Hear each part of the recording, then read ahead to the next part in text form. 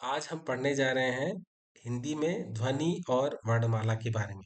तो सबसे पहले जानते हैं ध्वनि क्या होती है। तो ध्वनि का मतलब हो गया मनुष्य के मुंह से निकलने वाली प्रत्येक सार्थक आवाज ध्वनि कहलाती है। और ध्वनि क्या है? भाषा की सबसे छोटी मौखिक इकाई क्या है? ध्वनि है। ठीक है। जैसे हम आम बोलते हैं तो उसमें कुछ विशेष आवाज निकालते हैं, वो क्या है? जो आवाज निकाल रहे हैं वही क्या है? ध्वनि है। अब आगे बढ़ते हैं। अब आता है वर्ण। तो जब जो ध्वनि होती है उसके लिखित रूप को हम क्या कहते हैं? वर्ण कहते हैं। तो जो ध्वनि है, जब हम उसको लिख देते हैं तब उसे वर्ण कहा जाता है। तो कह सकते हैं कि वर्ण क्या है? भाषा की सबसे छोटी लिखित इकाई है। भाषा की सबसे छोटी लिखित इकाई क्या हो गई? वर्ण हो गई। और वर्ण क्या होते हैं? जिसके और टुकड़े नहीं किए जा सकते, इसीलिए इसको अक्षर भी कहते हैं। ठीक है। वर्ण को अक्षर भी कहा जाता है। तो वर्ण की परिभाषा क्या हो गई? भाषा की सबसे छोटी लिखित इकाई जिसके टुकड़े नहीं किए जा सकते, वर्ण कहलाता है। जैसे हम कहेंगे आ, का, ख, ग। ठीक है। और वर्णों के मेल से क्या बनता है? शब्द बनता है। और शब्दों के मेल से क्या बनता है? वाक्य का निर्माण होता है। और जब भी कोई सा शब्द किसी वाक्य के अंतर्गत प्रयुक्त हो जाता है तब उसे शब्द ना कह करके हम क्या कहते हैं? पद कहते हैं। ठीक है। तो आगे हमने पढ़ लिया यहाँ तक। तो कह सकते हैं कि ध्वनि जो है बोलने का रूप है और वर्ण क्या है?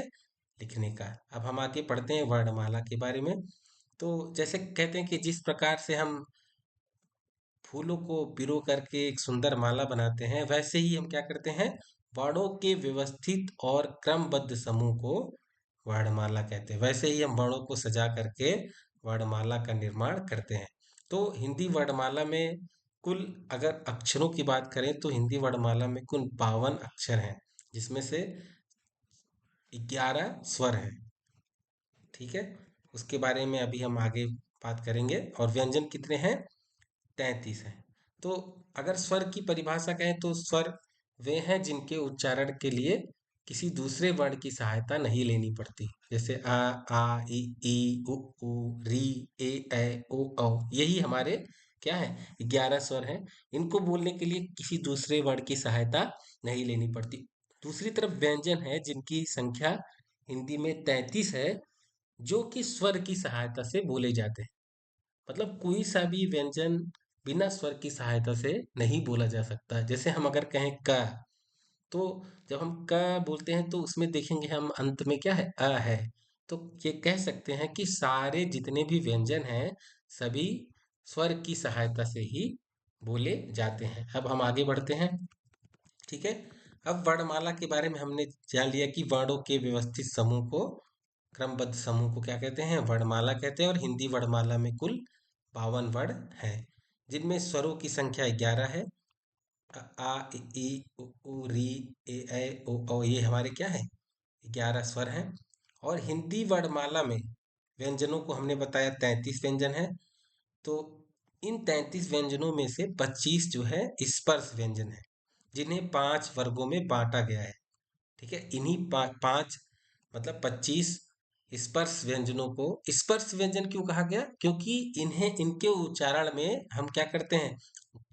जब उच्चारण के समय मुंह से आवाज निकलती है, वायु निकलती है, तो वो किसी न किसी मुंह को क्या करते हैं? स्पर्श करती है। किसी न, मतलब मुंह के किसी न किसी भाग को स्पर्श करते हुए आती है, इसलिए इन सबको स्पर्श, कंठ, तालु, मूर्धन, अभी उसके बारे में आगे हम बात करेंगे।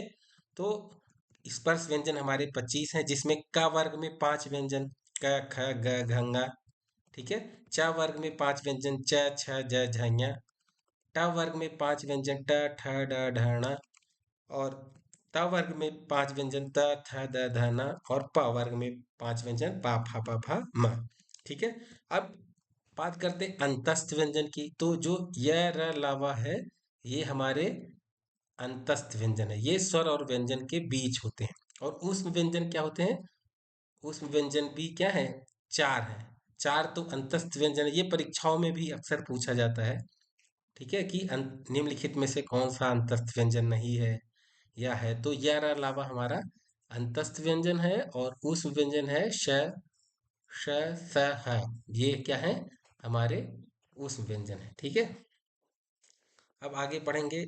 इसके बाद आता है संयुक्त व्यंजन। ठीक है, संयुक्त व्यंजन वे व्यंजन हैं दो जो दो व्यंजनों की सहायता से बने हैं। जैसे श है ना, वो क और श से बना है। जैसे बोलते कक्षा, कक्षा नहीं कक्षा बोलते हैं ना, तो छ जो है वो हमारा क और श से बना है। त्र है ता और रा से बना है। ज्ञ है वो ज और ञ से बना है। और स्र कैसे बना है, श और रा से बना है। तो संयुक्त व्यंजन भी क्या है, महत्वपूर्ण है। परीक्षाओं में ये भी पूछा जाता है। ठीक है। अब हिंदी वर्णमाला में दो ऐसे व्यंजन हैं जिन्हें द्विगुण व्यंजन कहते हैं। जैसे सड़क पढ़ते हैं ना, सड़क, तो क्या कहते हैं, जीभ जो है झटके से तालू को छूती है, सड़क, ढक्कन। तो ये इन्हें द्विगुण व्यंजन कहते हैं, या इन्हें उच्छिप्त व्यंजन भी कहा जाता है, क्योंकि उच्छिप्त का मतलब होता है फेंका हुआ, मतलब वो झटके से जीभ जो है तालू के तालू के पास जाती है, इसलिए इसको उच्छिप्त व्यंजन भी कहा जाता है। अब अयोगवाह भी हिंदी में दो हैं। अंग और अह को क्या कहते हैं, अयोगवाह कहते हैं। ठीक है, अंग को अनुस्वार कहते हैं और अह को विसर्ग कहते हैं। अब आगे पढ़ेंगे तो कह सकते हैं व्यंजन कहाँ से कहाँ तक है, क से लेकर के ह तक। 25 तो हमारे स्पर्श व्यंजन है, 4 अंतस्थ व्यंजन है य र ल व, और 4 ऊष्म व्यंजन है श ह स ह। ठीक है। अब उच्चारण स्थान, तो उच्चारण स्थान परीक्षाओं में अवश्य पूछा जाता रहता है, तो हम उसे याद कैसे करेंगे। तो उसके लिए संस्कृत में जो है नियम है, अगर हम उन नियमों को याद कर ले तो हम आसानी से जो है उच्चारण स्थान को याद कर पाएंगे। जैसे का, जो भी का वर्ग के व्यंजन है, तो उसके लिए फार्मूला है अकुह विसर्जनीय नाम कंठ। तो यहाँ पर अगर हमने ये याद कर लिया, अकुह विसर्जनीय नाम कंठ, कंठ मतलब गला, तो इनका उच्चारण जो है का वर्ग, अ मतलब आ, कु मतलब जितने भी का वर्ग के हैं, और हा और विसर्ग, ये सारे इनका उच्चारण स्थान क्या है, कंठ है। ठीक है, समझ रहे ना। तो हमें याद क्या करना है, अकु विसर्जनीय नाम कंठ, मतलब जो भी आ और आ है और का वर्ग के जितने व्यंजन हैं और हा, इन सब का उच्चारण स्थान क्या है, कंठ है। फिर ठीक है, या तो फिर का से कंठ, का से का वर्ग। ठीक है, ऐसे भी याद रख सकते हैं इसको। फिर अगला है हमारा चा वर्ग, तो उसके लिए क्या है, ईचू यशा नाम तालु। तो जो चा वर्ग के व्यंजन है, ईचू, ई मतलब ई, चू मतलब चा वर्ग, या और श, इनका जो उच्चारण स्थान है वो क्या है, तालु है। तो हमें क्या याद करना है, ईचू यशा नाम तालु। तो हम इसका क्या याद रख सकते हैं, इन वर्णों का उच्चारण स्थान, चा वर्ग का उच्चारण स्थान क्या है, तालु है। ठीक है। अब आगे पढ़ेंगे टा वर्ग का। तो रीटू रसाणाम मूर्धा, रीटू रसाणाम मूर्धा, मतलब री और टा वर्ग और श और णा, इनका इनका उच्चारण स्थान क्या है, र और श, इनका उच्चारण स्थान क्या है, मूर्धा है। अब फिर क्या है अगला, ऋतु लशानाम दंता। ऋ तो हमारे हिंदी में अब नहीं बोला जाता है। तू, तू का मतलब है ता वर्ग, लसा नाम दंता, ये सभी सा और ना, ये ला और सा, ये सभी क्या है, ऋतु लसा नाम दंता। तो ता वर्ग और ला और सा, इनका उच्चारण स्थान क्या है, दंत है। और उपोपध्मानीय नाम ओष्ठा, उ और पा वर्ग के जितने भी व्यंजन हैं सभी कहाँ से बोले जाते हैं, ओष्ठ से।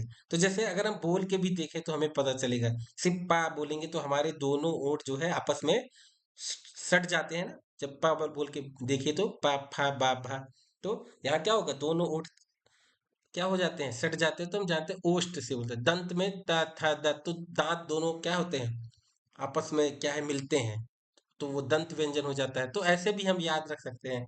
और केटीएम, केटीएम एक बाइक है ना, केटीएम से भी याद रख सकते हैं कि कौन सा, केटीएम 2 पहले तो। लेकिन हमें ये याद होना चाहिए कि पूरा वर्णमाला में जैसे क ख ग घ ङ च छ ज झ ञ ट ठ ड ढ ण त थ द ध न प फ ब भ म।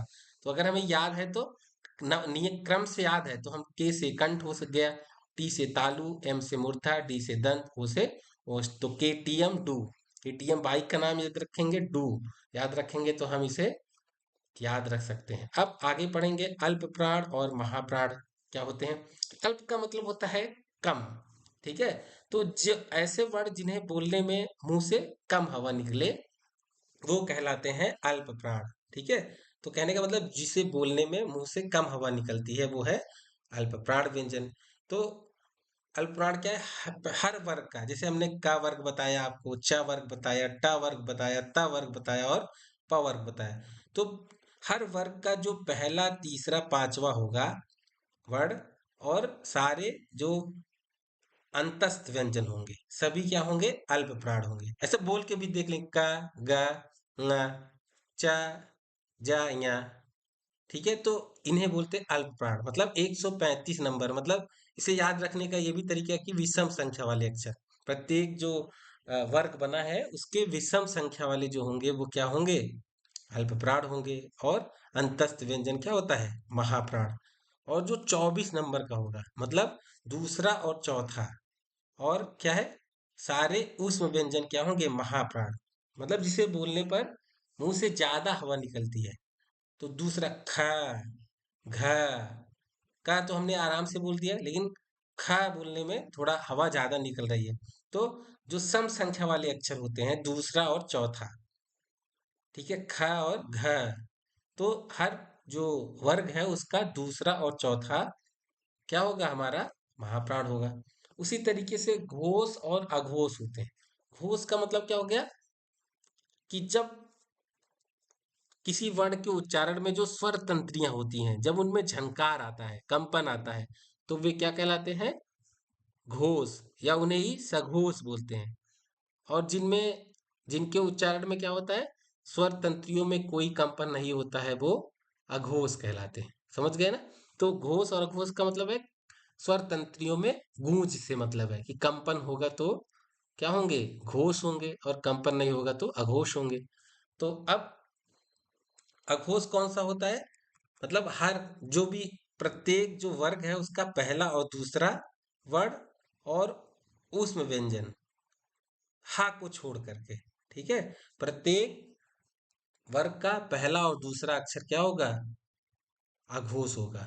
और प्लस क्या है हमारा जो ऊष्म व्यंजन है उसमें भी हा को छोड़ करके, ठीक है, का, खा, चा, छा, ठीक है। इसके बाद पा, फा, ये सभी हमारे अघोष हो जाएंगे। और सघोष के मतलब क्या है? हर वर्ग का बचे हुए जितने हो गए तीसरे चौथे और पांचवे अंतस्थ व्यंजन और हा और सभी स्वर, ये सभी हमारे क्या होते हैं? सघोष होते हैं। जैसे आ, ई, ये सभी क्या है? सघोष है। ठीक है, ग, घ, ङ भी क्या होगा? सघोष होगा। ठीक है, समझ रहे हैं? तो हर वर्ग का तीसरा चौथा पांचवा वर्ण सघोष होगा। ये अंतस्थ व्यंजन भी सघोष होंगे, हा भी सघोष होगा, और सारे स्वर भी सघोष होंगे। तो कुछ खास बातें हैं जिसे मैंने यहाँ पर लिख दिया है। तो अंतस्थ व्यंजन चार होते हैं, यह अलावा उस व्यंजन चार होते हैं, श, ख, स, ह। संयुक्त व्यंजन देख लिया आपने, द्विगुण व्यंजन। तो आइए अभ्यास के लिए हमने यहाँ पर कुछ प्रश्न बना रखे हैं। तो हिंदी वर्णमाला में कुल कितने वर्ण हैं? तो सबको मालूम है कि हिंदी वर्णमाला में जैसा हमने पढ़ा कि कुल 52 वर्ण या अक्षर होते हैं। इनमें से कौन सा अंतस्थ व्यंजन है? तो हमने अभी पढ़ा कि य, र, ला, व हमारे क्या होते हैं? अंतस्थ व्यंजन होते। तो यह हमारा क्या हो जाएगा? अंतस्थ व्यंजन हो जाएगा। स्पर्श व्यंजन में कुल संख्या कितनी है? तो हमने अभी पढ़ा कि जो का वर्ग, च वर्ग, ट वर्ग, प वर्ग और त वर्ग, ये सभी हमारे क्या है? स्पर्श व्यंजन है। तो कुल मिलाकर के 25 जो है हमारे स्पर्श व्यंजन है। छ वर्ण किन दो वर्णों के मेल से बना? कक्षा वाला। तो क और श जो है किससे बना है? श से बना है। अयोगवा किसे कहा जाता है? अयोगवा से किसे कहते हैं? अनुस्वार अंग और अह को क्या कहते हैं? अयोगवा कहते हैं, हमने पढ़ा। उस व्यंजनों की संख्या कितनी है? तो कितने हैं? चार। श, ख, स, ह क्या है हमारे? उसमें व्यंजन है। इनमें से द्विगुण व्यंजन कौन सा है? द्विगुण व्यंजन हमने पढ़ा, सड़क, ढक्कन। तो खा ऑप्शन सही हो जाएगा। ज्ञ कैसा व्यंजन है? ज्ञ कैसा व्यंजन है? संयुक्त व्यंजन है। ज और ञ मिला के ज्ञ बनता है, तो संयुक्त व्यंजन हो गया। हिंदी में मुख्य स्वरों की संख्या कितनी है? तो हिंदी में मैंने बताया कि मुख्य स्वर कितने हैं? 11 है। अ, आ, इ, ई, उ, री, ए, ओ, औ। ठीक है, यही हमारे मूल 11 स्वर हैं। च वर्ग का उच्चारण स्थान क्या है? तो जैसा हमने पढ़ा के टी एम, के टी एम पढ़ा ना, के से का वर्ग, और टी से चा वर्ग, तो क्या हो जाएगा? तालु हो जाएगा। ठीक है, तो तालु हो जाएगा इसका सही ऑप्शन। तो आशा है आपको समझ में आ गया होगा। अगर आपको ये वीडियो अच्छा लगे तो मेरे चैनल को ज़रूर लाइक करें और सब्सक्राइब करें। Thank you.